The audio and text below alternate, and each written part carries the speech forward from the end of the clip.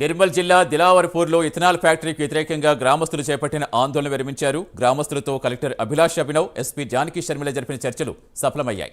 Collector హామీతో గ్రామస్తులు ఆందోళన విరమించారు.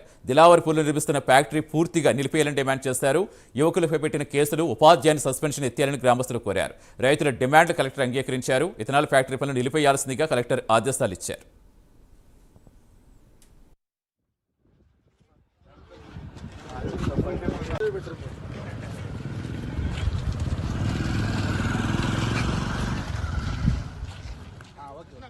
దిలావర్పూర్ గుండంపల్లి గ్రామ ప్రజల్ని కలెక్టర్ గారి కోసము వీళ్ళందరినీ తీసుకొని రావడం జరిగింది చర్చల కోసము. ఈ చర్చలు ఫలవంతంగా ముగిశాయి.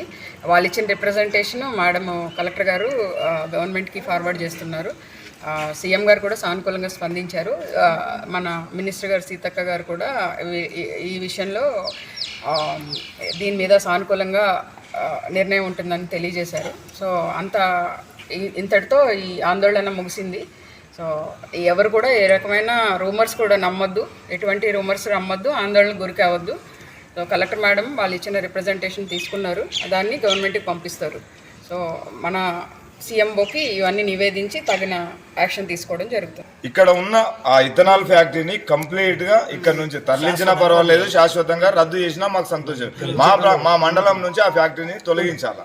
రెండవది, ఆ ఉద్యమంలో మేము మా రైతుల పైన, ప్రజల పైన పెట్టిన కేసుల్ని తొలగించాలి. అదేవిధంగా ఈ ఫ్యాక్టరీ గురించి 2 సంవత్సరాల నుంచి మేము చేస్తున్న పోరాటంలో దప్పదప్పాలుగా మా మీద కేసులు పెట్టడం జరిగింది. ఆ కేసుల్ని కూడా ఎత్తివేయాలని మేము మేడం గారిని రిక్వెస్ట్ చేసినాం. దానికి కూడా సానుకూలంగా స్పందించారు. అదేవిధంగా మా ఉద్యమంలో భాగంగా ఉపాధ్యాయుడు విజయ్ కుమార్ గారిని సస్పెన్షన్లో పెట్టారు. అతని సస్పెన్షన్ కూడా ఎత్తివేయాలని మేము రిక్వెస్ట్ చేసినాం. దానికి కూడా మేడం గారు సానుకూలంగా స్పందించారు. ఏదైతే మేము అనుకున్న లక్ష్యం చేరిందో దానికి మేము సంతోషపడుతున్నాం. ఈ రోజు నుంచి మేము ఉద్యమాన్ని కూడా కాల్ ఆఫ్ చేస్తున్నాం.